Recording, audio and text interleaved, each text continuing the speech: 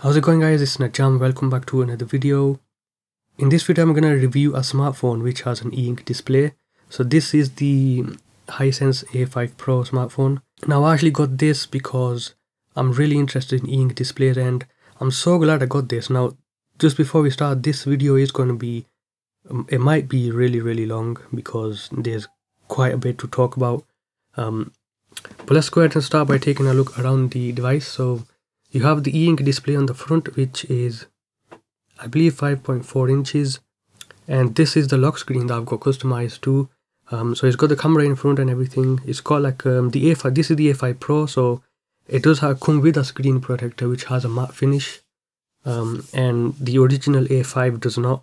So get this one, this is a lot better. The other thing that this one does come with is it has a fingerprint sensor, which is really cool, and it works really well. I've got notes on this. I'm just gonna go ahead and show you those in OneNote app. I'm just gonna be going through all of this stuff here, but if you want to pause and go ahead and read it, that's up to you. So right now there is no backlight on this. It's not on. It does have a front light which you can turn on, but it's not on right now. So let's go ahead and talk about the phone. So at the back you can see that it has a really smooth surface. Now this is the slipperiest phone I've ever used. I do recommend getting some sort of a cover or a case for this phone, because this has when I'm sitting on my sofa, this just slipped out of my pocket multiple times and they just went into the sofa in the crease and whatever. So this does slip out of my pocket when I'm sitting down, but when I'm out and about and when I'm working, I did have this in my pocket and it didn't slip out. I mean, it was obviously a slippery phone, but it didn't slip out. So the front is really nice. As you can see, it's a very simple phone. You got the power button on this side and the volume rocker, as well as the FN switch, which is you can customize this, and you got the SIM card tray as well as an SD card. So I've got a micro SD card in here. So I bought this phone after doing a bunch of research. I decided to get this one rather than the color version. And I also decided not to get the original, the A5, because this one has a fingerprint sensor and it does, I mean, it's an improvement. On the bottom it does have a headphone jack, it does have a speaker, and it's a sleepy phone, and it does have the micro USB for charging. Now I just want to talk about the display texture. It does have a very nice paper-like texture, which is amazing. It's really nice. It's very close to a paper, and it is because of this screen protector. It's just, well, it is, I guess what it is, but it's very nice. This is the nicest texture I've used on any smartphone, so it's very nice. And they're trying to replicate reading books, and so this is really good. I want to talk about the lock screen. The phone is very light. It does have this display. It's very quick. Now I heard the A7 and the A7C has a bigger display, but it's a bit slower in terms of refreshing. I can't say much about that because I don't have them, but this is actually faster. The response times, if you change it to speed mode, which is what I have it on all the time, it's actually faster than the e-reader I have. So this is very nice. It's actually a lot faster than the other e-ink displays I've used, and it's of course it's not as good as a backlit display and LCD panel, but it's actually very usable, which is quite a bit of a surprise for me. So I'm just gonna go ahead and go back on that. And you can actually change the mode that it's in depending on which application you use. I'll jump into the settings and I'll show you guys that right now. And I actually just want to show you the battery life over here. I want to talk about the battery life and get that out of the way, because I might forget. This actually lasts me one whole week, which is, I know what you're probably going to think, I'm just saying, making stuff up or whatever, but I charged this last Friday and it's Saturday right now, so it's been one whole week and then another day on top. Now I did trickle charge this just a little bit because this has a weird phenomena with the battery. I don't know exactly what's going on, but I think it's because the battery stops holding a charge if it's just not being charged for a very long time.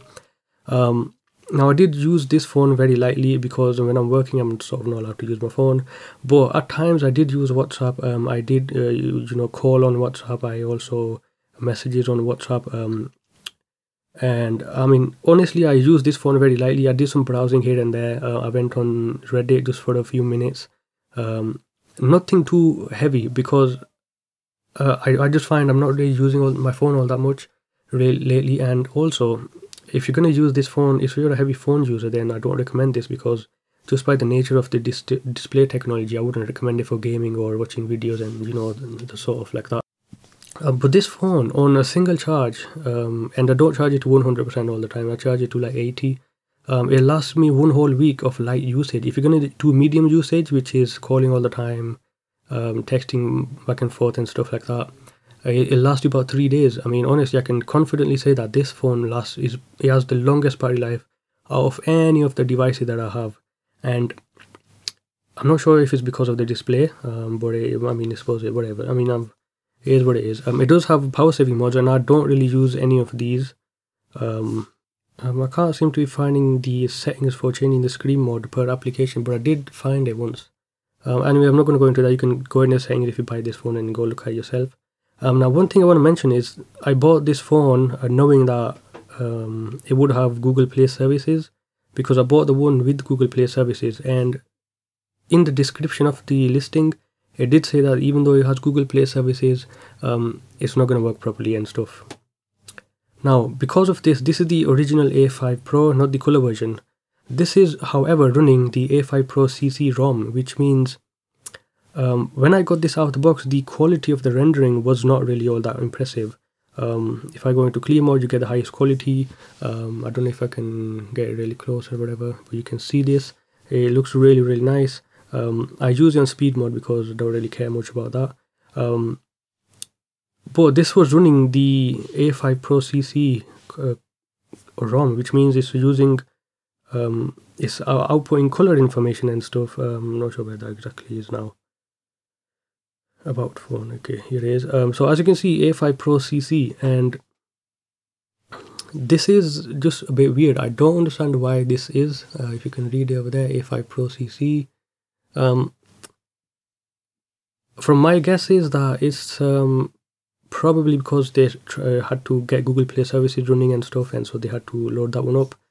But if I go into developer settings somewhere, whatever that is, developer options, now I did enable some things in here, and it improved the quality of the display, which I didn't expect. I mean, I sort of expected it because it was outputting color information. This display, hardware-wise, cannot display color, so the image quality wasn't really good. But if you go down, okay, here it is, simulate color space, and you just put that on monochromacy, and it improves the image quality, which is just weird. So that made this look like an actual e-ink display that I'm used to, that I've seen on other, you know, devices. So just go ahead and do that if you do get this phone. So as you can see, I've turned animations off, and I've displayed. If you go into the display settings, you do have display and brightness. You do have a saturation slider, which is right over here. Now this is running again the A5 Pro CC version, and when you adjust the saturation, it does make a difference, because as you can see, everything is going a lot more bolder and whatnot. And if you go on to lower, it makes everything look a little more jaggedy. If I go into the clear, it looks perfect like this. I mean, it's really nice. If you go, and it's just making everything a lot more bolder, as you can see around the edges.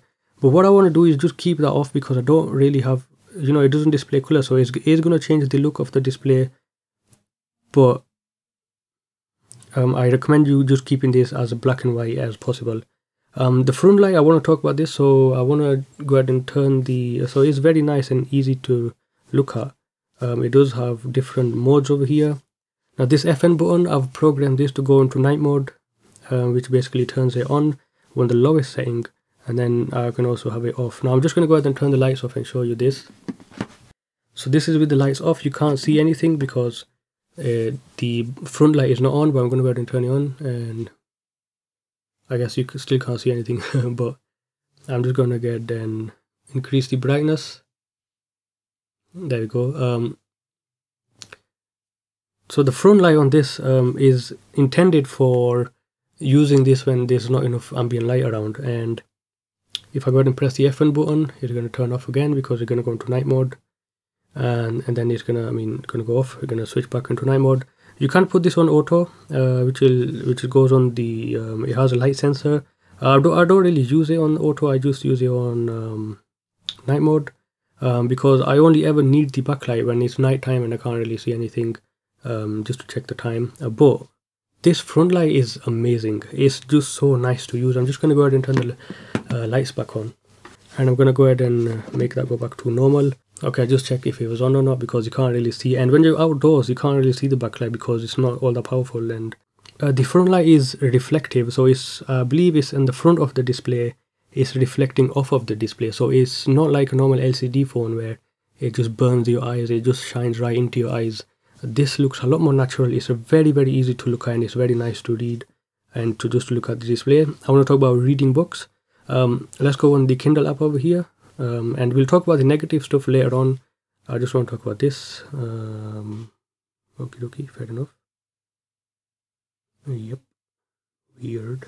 So this application I've set to use the clear mode, so it just changed the mode on automatically, and you can do that with the in the settings for every application. Okay, here we go. So this is a book, it's a sample that I'm reading, and I want to talk about reading books on this now, because a lot of people are going to buy this for e-reading and stuff like that, and I'll be honest with you, I don't recommend this for buying this to read books, because the screen aspect ratio is just not natural for that. If you go into landscape, it's sort of not natural again, because there's just it isn't tall enough. Now I'll go ahead and grab the other thingy. Now this is a 6-inch e-reader, and this so this price wise is around about the same. It's actually cheaper than the phone. But when it comes to reading books, the paragraph and the way it fits on the display when you have multiple paragraphs is a lot more closer to an actual book. This, on the other hand, is either going to display half a paragraph, or it's just going to make it look like a really long text. If you're fine with reading like this, okay, fair enough. But from experience, I don't like the reading experience on this as much as I like here with the 6-inch reader. In fact, I'll just put that aside. So if you're gonna buy this for reading, I will admit it's better than reading on a phone. On your typical phone, it's much better. You go outside and you can read, and it's like amazing. You don't have to turn the brightness up or anything. In fact, you turn the brightness down, you turn the backlight off. I mean, the front light off. But reading, I mean, I suppose it's okay. But if you're gonna deal with it, it is more convenient to not bring an e-reader as well as a phone along. So this will be like a 2-in-1. If that's what you want, fair enough. But I do recommend getting the A7, because that has a much bigger display and it can display a lot more text. And I think that's going to be a lot better for reading. And after buying this, I do admit I think I should have gotten the A7 because of that bigger display, because I find this display is a little bit wider on the long side compared to the 6-inch e-reader. And you can go ahead and put this in landscape mode and read PDF documents, and you can scroll down. If you're into, I mean, if you're willing to cope with that experience, you know, it will work out better. But if you're gonna buy this for reading books and reading manga and stuff, get the A7, because that's a bigger screen, and that's what I'm just gonna say. As far as as an e-reader, I recommend getting getting an actual e-reader rather than the phone to do that. I'm not going to go with the system navigation because, well, okay, I suppose I will. There's just a few options over here somewhere, system navigation, where you can actually enable the navigation bar, which I kind of miss. It's a bit annoying when I'm having to do this. But I find this is just a lot more, it gives you a lot more space, and it also has more options. So if I hold it, yeah, just like I mentioned, it was going to go to switch to the next app, but if I go just, let's say if it's a short one, I can switch to the other app. So I mean, I just use this mode because it's very nice. I don't want to talk about the battery life. Let's go ahead and go over on to the battery. So I did mention that the battery life is very long. You can't use these modes, but I never really use them. I find the funny thing is, without using these modes, you can get along with everything running. It's just really good, so I don't really need them. Let's talk about the battery life. I mentioned that it lasted 1 week. The one thing I want to mention is that there comes a point where the battery just starts to drop. So it happened to me twice now, and this has only been charged like 3 or 4 times, I think, over the past however many months I've had. So it hasn't gone through a lot of cycles, maybe that's it, but as you can see, I did have to charge it up a little bit, and it's sort of anti-aliased the graph over here. Don't know if you can zoom in, don't know if you can go back. Nope. Go in landscape mode. Is it going to be bigger? Nope, doesn't have landscape mode. But this has a very long battery life, but I did have to charge it up recently, yesterday, because I started messaging using WhatsApp and whatnot, and it just dropped like tank. It just tanked. So it went from 25% down to 13% in almost an instant. So the first time it happened to me, I was in a Microsoft Teams meeting on this phone, and yes, that does work. It went from 40% down to 16% in just like 7 minutes, which is just weird. But I think it has so much to do with just prolonging this same charge, because I plugged it in and it went really quickly back up to like 27% just yesterday, and now it's going down really slowly. So there's just one thing to know. But that being said, this phone lasts you way too long to even be worried about anything like that. The battery life on this is just amazing. It's really nice. Let's go ahead and hold that up, and we'll go back on to close the Kindle app. We go back onto this. Now you do have the other option with the FN button. You can customize the FN switch. I'm just going to go ahead and talk about the FN key. You can double press this and it'll turn the backlight on, which is very convenient. You can disable that if you want. Just put that back. So that's very nice. Some apps don't work. Okay, I want to talk about this, but I want to talk about some other things. Background applications, which is a weird thing. It doesn't allow you to run background applications after a long time. If you're not choosing them, it's going to stop them. It's going to put them in some sort of a freezer, and then it'll just stop the background activity. But that's because when you're not using the app, then it does that. So if you go on the FN button switch, you can actually change it over here. So when the screen is off, double pressing the upper one will start the flashlight. And here is the short press. You can also double press it, which I never use that double press. To actually screen refresh, you can actually double press this button as well. By default is one press and then it will refresh the display, but I don't really need that. Now here are the options that you can use for with this. Now I just got it on turn and off and on night mode, and these modes of backlight switching, if I go night mode and I change it, the thing is night mode has that battery life, I mean the brightness level now, so it's just sort of like a preset with a name on it. But you can go ahead and switch to any of these options, which is very nice. Power saving management. Okay, here it is. So one of the things that you want to do on this phone is turn off intelligent cleaning, which is something I've never heard of. You can you want to turn off the limit background activities on every app that you use, and you want to run in the background. Otherwise, you don't get notifications, which is weird. And I want to talk about that in just a bit. The other thing is battery optimization. So the applications do have this, I mean Android has this feature.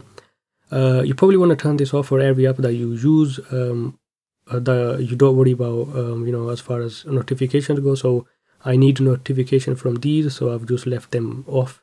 So it's not going to do some weird stuff to try to stop the application. Apart from that, let's go and move on to the next stuff. WhatsApp backup notification. Okay. So there's just a few minor drawbacks, and I should have said this at the beginning of the video, but I don't recommend this as a daily driver, and I'll get on to why. As far as gaming goes, don't get games, but you can get some simple games like word search.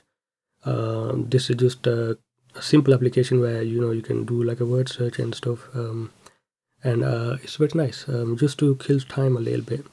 But one of the things that did not work when I installed WhatsApp on this is the Google Drive backup. So I'm just going to go on this. Okay, so the WhatsApp does work. Everything works on WhatsApp. I just want to show you that. And I mean, you can link it. I've been linked in with my laptop and using WhatsApp on my laptop. WhatsApp does work. The only problem is, I'm just going to go into the WhatsApp settings. So in here, if you go on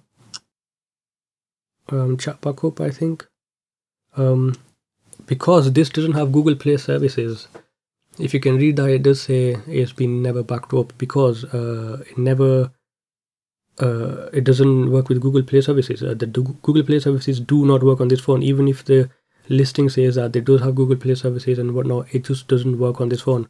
So as you can see, it's never been backed up.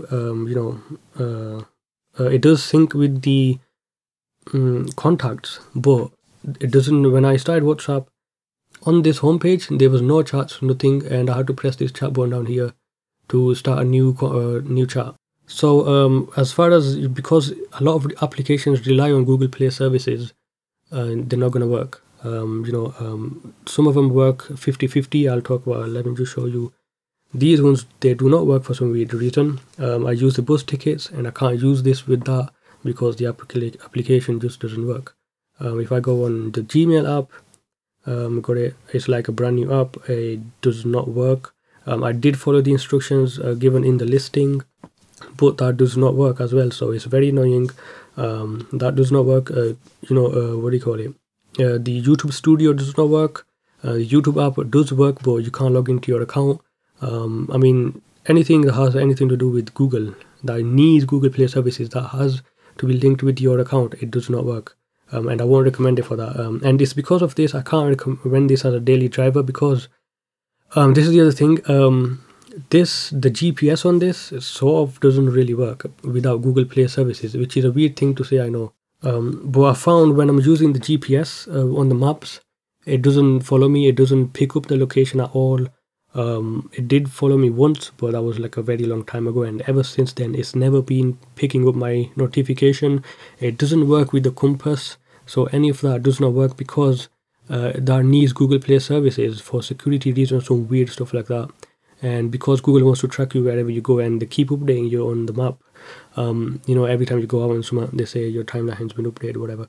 So without Google Play services, the GPS does not work. And I'm not going to stand here and say, I'm not going to be here and say, maybe there's a workaround or whatever. If you need GPS, this does not work. At least from my experience, the GPS on this does not work.